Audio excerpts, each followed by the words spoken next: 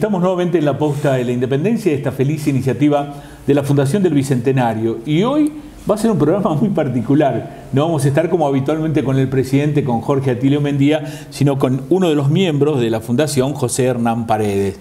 ¿Cómo estás, José? Bien, Carlos. Me gusto de compartir el espacio. Lo importante es que vos, desde detrás de cámaras, casi lo conocés a todo el ciclo, has estado por aquí. Así es, hace un tiempo que acompañamos y colaboramos en la Fundación, así que contento. Seguro. Sí, la gente por ahí no conoce la profundidad de la tarea en la cual está la Fundación del Bicentenario, que luego para cumplir sus propósitos tiene que realizar muchas tareas que confluyen en lograr esos objetivos que se han planteado cuando se la creó, ¿no? Si podemos contarle un poco a la gente de eso. Bueno, la verdad que por ahí son amplias las actividades que tenemos a lo largo del año y bueno, ya prácticamente con 15 años también de vida que tiene la Fundación, y las actividades van desde charlas en los colegios, temas históricos, por empezar, la bandera, Belgrano, Monteagudo, San Martín. Tenemos talleres de capacitación también con toda la impronta esta de histórica. Un grupo teatral, los intérpretes, claro, que también siempre nos acompañan hace mucho. Y bueno, distintas actividades, ¿no?, culturales y vinculadas con esto, con la educación y con la historia. Y hay algunas que no están generadas por la Fundación, pero hay que sostener, colaborar, porque ustedes están acá en Tucumán y también con las conexiones que se tiene para cumplir el objetivo grande de una fundación hay que trabajar en conjunto, ¿no? Sí, traspasamos las fronteras también un poco, muchos vínculos con Bolivia, la Casa de la Libertad. Y bueno, me estaba olvidando también recién de las actividades, bueno, relacionadas al programa de radio, al ciclo de radio. Y contactos, amigos y vínculos en distintas provincias, así que... Ahora, José, vos que estás muy en contacto con los estudiantes, ¿no?, que por ahí el proceso de transformación, de que nos interese la historia, nos apropiemos de nuestra historia y pongamos en el sitio de valor que corresponde a los hechos y a los protagonistas, va a ser del éxito que se tenga en la tarea de entusiasmarlos, ¿no? Y acá que tenemos una escuela del legado belgraniano, tenemos un doble compromiso con Belgrano. En estos 15 años, ¿cómo has notado ese proceso de los estudiantes de querer saber o cada vez es más difícil darles a conocer? Yo creo que nosotros desde la Fundación, por ahí siempre lo decimos y tratamos con Jorge y con todas las personas que llevan adelante las actividades, Leticia, de no acartonarnos, por decirlo así, claro. Y de decir que en realidad historiadores no somos, sí somos apasionados de la historia política, y la verdad que seguimos una línea de la historia que muchas veces no está contada, ¿no?, desde la historia oficial, está omitida, y yo creo que eso le gusta a la gente, digamos, tenemos una sintonía que agrada, que gusta, la manera en que la contamos, y por ahí cosas que son muy trascendentales que no aparecen en los libros o en los programas de estudio, ¿sí? Entonces gusta bastante, siempre tratamos de buscarle la vuelta ahí para que sea atractivo. Ahora, José, de una de las personalidades descollantes que ha tenido un sitio de realización, de consolidación de su imagen y de su personalidad, de lo que realmente fue Manuel Belgrano acá en Tucumán, creo que se ha prodigado en esos hechos que lo pintan como lo que realmente es. Aparece el real gramaje, la real estatura intelectual, moral de Belgrano. Y quizá el aspecto por el que menos se anda, porque todos queremos huir de los resultados nefastos que tiene la economía, es el papel de economista. ¿Tú por qué crees, después de haber analizado la personalidad de Belgrano, que a Belgrano le importó, pintando para ser estadista, para tratar de armar una república, para armar una patria, tener un sentimiento distinto, se interesó porque estuviese presente la economía? No la negó, sino que la puso en un lugar central. ¿Por qué crees vos que pasó eso? Así es. Yo creo que bueno, ya desde muy joven él, al tomar contacto en España con todo este bagaje, todo este conocimiento, con toda esta ciencia, comprendió, digamos, la importancia que tenía y que iba a tener hacia adelante, ¿no?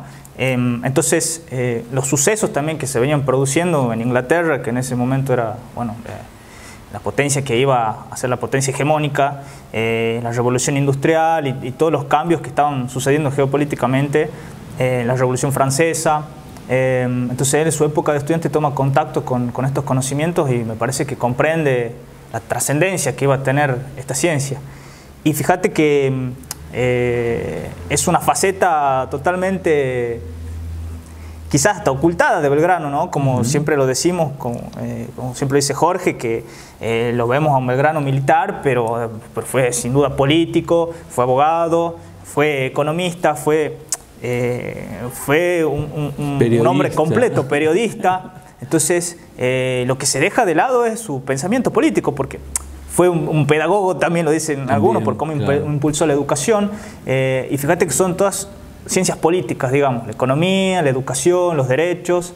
Entonces, la historia te deja de lado el pensamiento, ese tremendo pensamiento de Belgrano y de los padres de la patria, como siempre decimos acá. Y fíjate lo sobresaliente que era Belgrano, que ya a sus 19 años se lo nombra presidente de la Academia de Derecho Romano, Práctica Forense y Economía Política de la Universidad de Salamanca, que es donde estudiaba. Un par de años después, él escribe una carta al Papa Pío VI pidiéndole una autorización, un permiso para tener acceso a libros o a escritos que estaban prohibidos por el Vaticano y por la Iglesia, y se lo otorgan. Entonces, los contactos y lo sobresaliente que evidentemente era Belgrano durante su época de estudiante allá en España, le permiten acceso a todo eso. Y bueno, y después, al final de sus estudios, que logra el cargo de secretario perpetuo del Real Consulado, que es un cargo que se crea en el virreinato en ese momento, y era un cargo que estaba en principio destinado para los españoles, digamos, nacidos en España. Y él, no teniendo esa condición, igual es nombrado. Entonces fue un cargo, un puesto muy importante, ¿no? Vamos a hacer una pausa, José, y me gustaría, porque yo intuyo, en apariencia, por una lectura superficial, de los legados belgranianos, no tan solo el legado belgraniano, sino los escritos, los documentos, que estaba muy interesado en que el camino que él había andado, dejarlo a manera de protocolo para que no se volviera a comenzar de cero. Me gustaría que de eso hablemos en el próximo bloque, en el próximo segmento. Sí, sí. Ya volvemos aquí en nuestra posta de la independencia.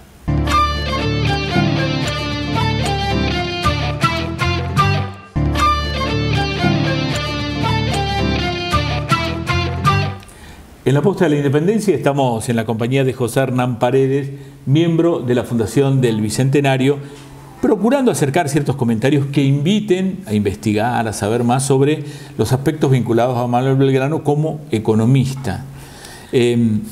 Algunos dirán que quizá el tema que haya asignado su inclinación, su vocación, por su padre estaba dedicado, era comerciante. Así es. Ajá. Sí, sí. Probablemente, sí, y además, como decíamos recién, era una época de cambios en todo el mundo, en todo el orden. Yo creo que tomó contacto en Salamanca con esta ciencia y comprendió la importancia, ¿no?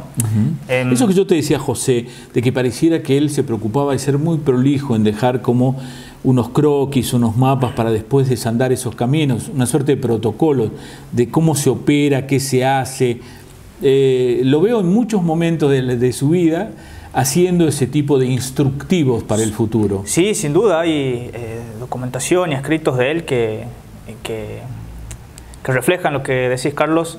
En el área económica puntualmente, por ahí muchos lo asocian a él directamente con la fisiocracia, que sería como una línea, una línea económica en la cual la agricultura es el principal centro de riqueza y propugna el libre mercado.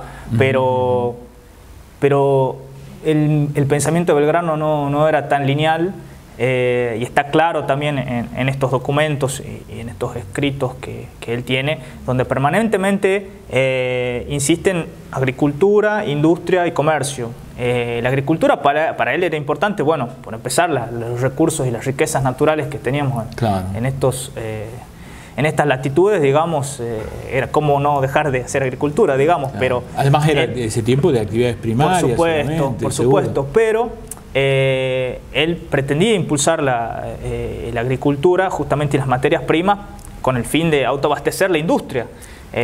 No tenía dudas en que había que desarrollar la industria y por supuesto el comercio.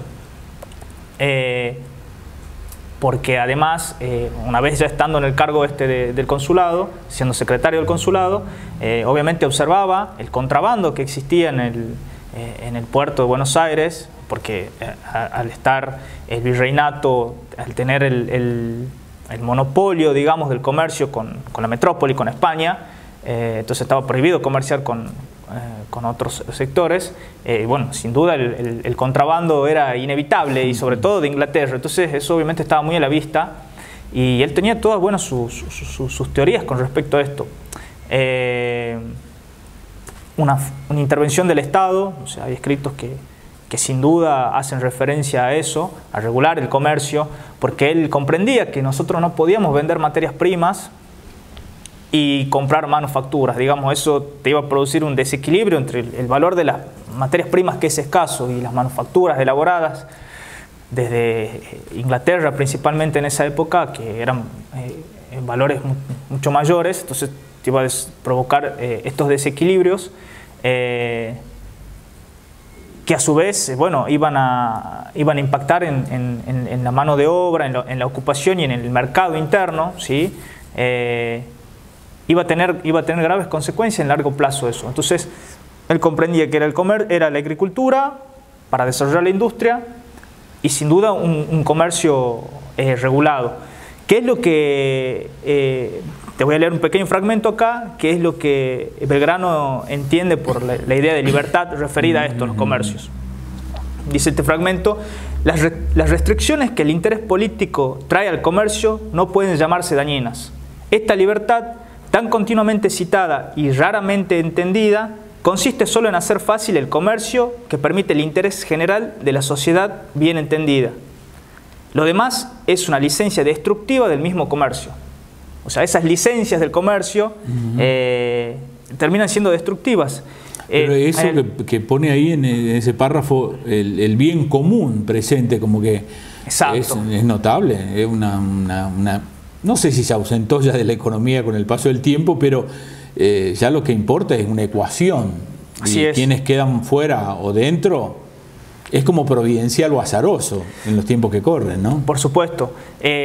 También él, decíamos recién que su faceta educativa impulsó mucho las escuelas técnicas y la educación, porque entendía que a partir de ahí iba a tener una agricultura mucho más productiva, iba a generar la técnica, la ciencia para generar a su vez las maquinarias, para mejorar la productividad agrícola y para generar la industria, digamos. Entonces, él sabía que la educación era clave para, en el largo plazo, bueno, para mejorar la economía, el comercio.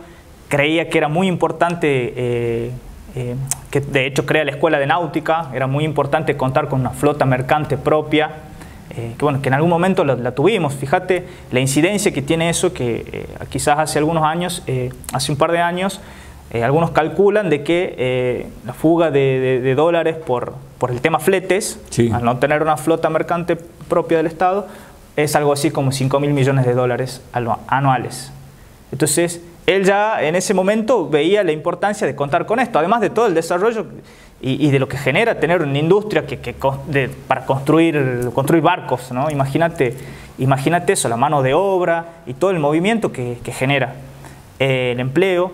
Entonces, la educación para impulsar todas estas actividades en la economía. A su vez, ya desde ese momento, él veía una amenaza muy importante en el tema de la deuda. Párrafos en lo que dedica ese tema, él y Mariano Moreno, por ejemplo, donde con respecto al comercio, te decía que teníamos estos desequilibrios y nosotros solamente vendíamos materias primas y comprábamos manufacturas. Entonces esos desequilibrios no queda otra que endeudarte para corregirlos, ¿sí? Que justamente es el esquema que estaba diseñando Inglaterra para todo el mundo, para la periferia, por decirlo así. Un esquema, obviamente, en introducir sus materias primas, sus manufacturas y generar deuda en los países estos periféricos. Acá, en el continente, después de las guerras de independencia, todos los países, sin excepción, terminaron endeudados de una u otra manera y endeudados con Inglaterra. ¿Sí? Fue un gran negocio y generó unos condicionamientos y una dependencia tremenda. Entonces, eso es un punto que Belgrano ya lo criticaba y ya lo tenía claro también los problemas que nos iba a causar. Ahora, la modalidad de esos empréstitos que se hacían, que vos dices que es con Inglaterra, ¿qué garantía tenían? Pero me respondés después de esta pausa. Sí, cómo no. Ya volvemos aquí en nuestra posta de la independencia.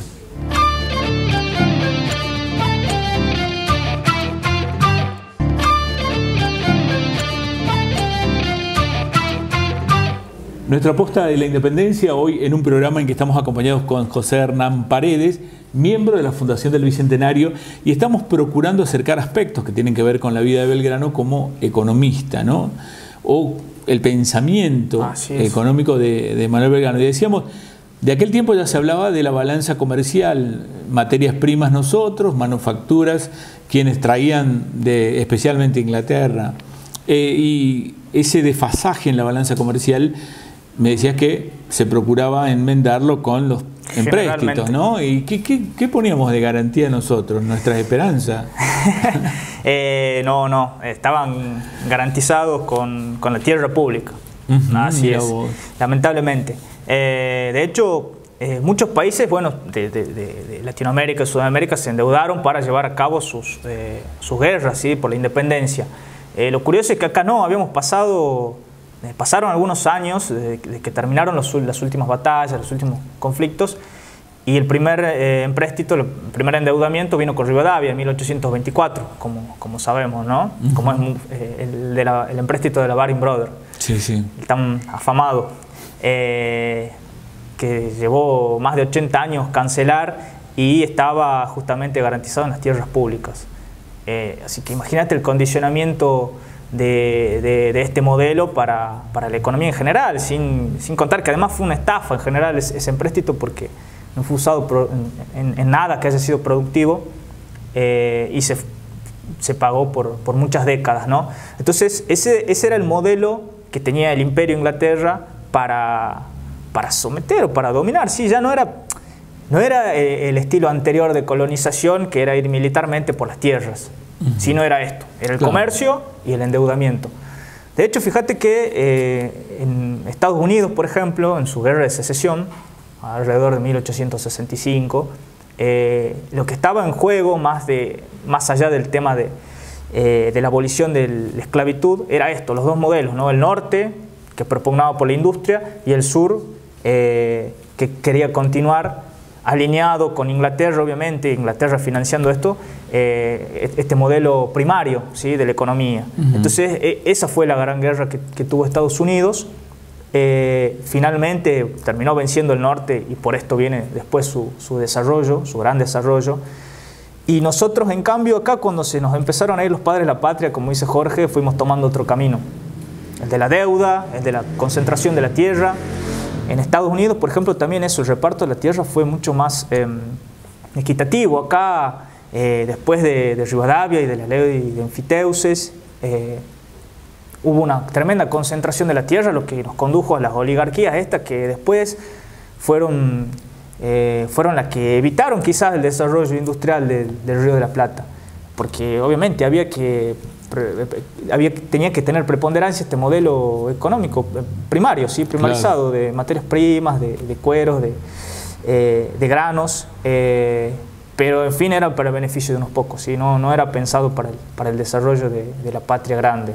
O sea que quienes manejaban la economía, la oligarquía ganadera, los terratenientes, no miraban el futuro en industrializarse, o por lo menos llegar a un proceso de elaboración de los productos para mandarlos con valor agregado al exterior, ¿no? Así es. No llegaron a verlo.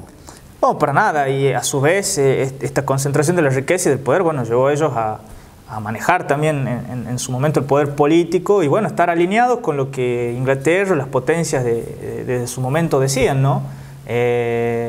Y eso, bueno, sin duda produjo mucho atraso durante décadas y bueno, este mismo centralismo también, porque se desarrolla mucho más la zona del puerto y un norte que había peleado todas las batallas de la independencia, claro, empobrecido.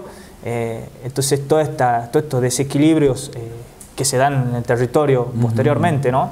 Pero ahora, ¿por qué los que después vinieron y que se dedicaron auténticamente y profesionalmente a la economía toman como prohombre, como primer economista a Belgrano y convierten el día de su partida, de su paso a la inmortalidad, como el día del contador, el día del economista aquí en la Argentina, ¿no? Eso, digamos, es como un sello de garantía de que hay ciertos consensos alrededor de la figura de Belgrano.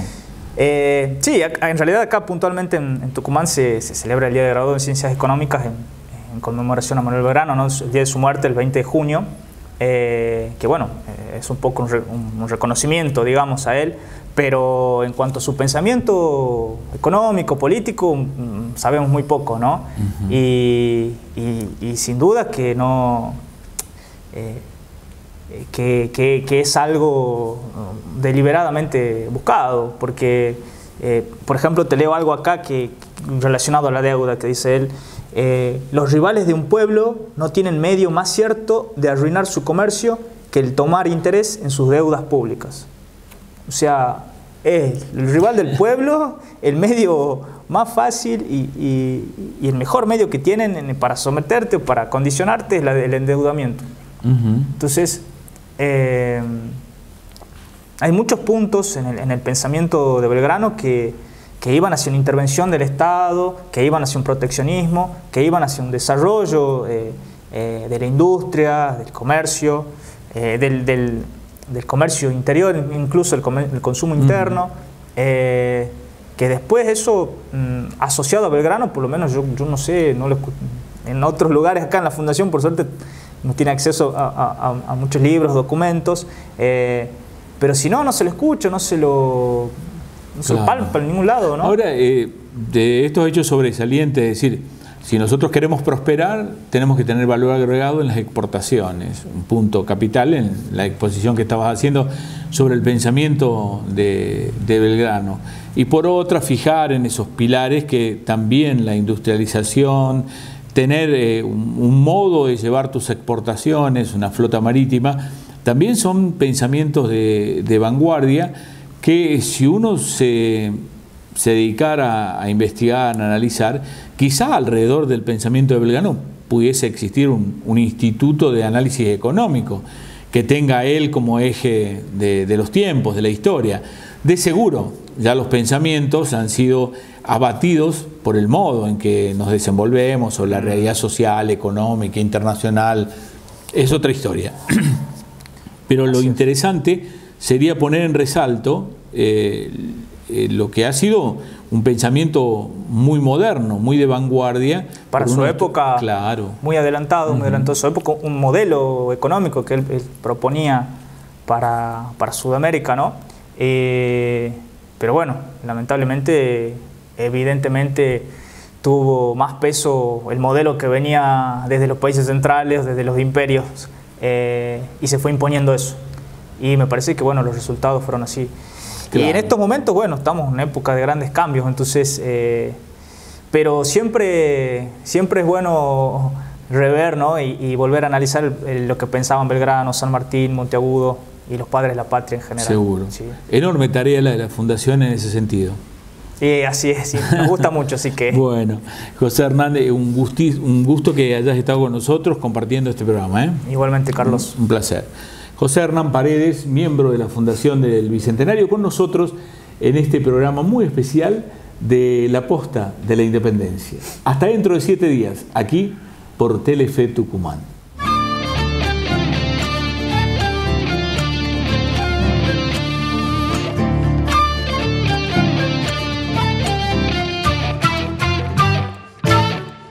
Wow.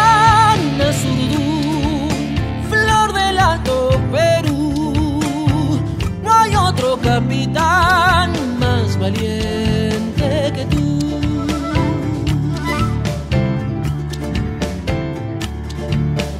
Oigo tu voz más allá de Jujuy y tu galope audaz, doña Juana Zurduy, enamora la patria en Adra.